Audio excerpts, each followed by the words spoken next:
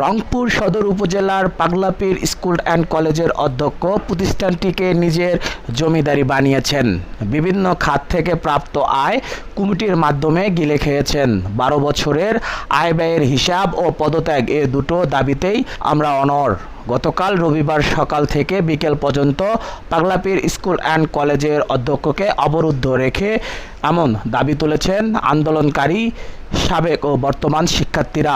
শিক্ষার্থীদের সূত্রে জানা গেছে, প্রতিষ্ঠানের জমিতে থাকা ডে হাট, দোকান ও পুকুর থেকে ভাড়া বাবদ প্রাপ্ত অর্থ আত্মসাৎ করেছেন।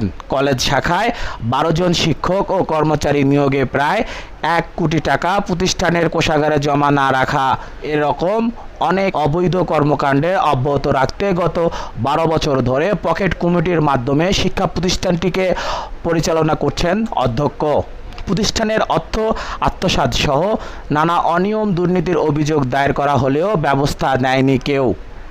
কলেজের মানবিক শাখায় দীর্ঘ 10 বছর ধরে অর্থনীতি বিভাগের শিক্ষক সংকটে রয়েছে, কিন্তু এনটিআরসি বরাবর চাহিদা পাঠাননি অধ্যক্ষ। কমে গেছে শিক্ষার মান।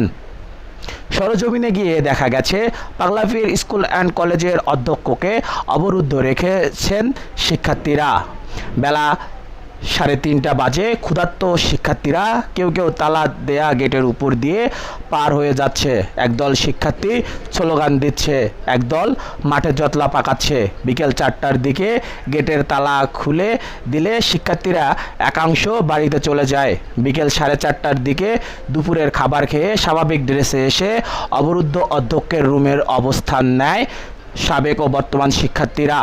সর্বশেষ এই সংবাদ সংগ্রহ করা পর্যন্ত অধ্যক্ষকে অবরুদ্ধ রেখে নানান বিষয়ে হিসেব নিচ্ছিল সাবেক ও বর্তমান শিক্ষার্থীরা। পাগলাপীর স্কুল অ্যান্ড কলেজ থেকে আবু সাইদ হোসেনের ক্যামেরায় হামিদুর রহমান লিমন, বাংলা FM।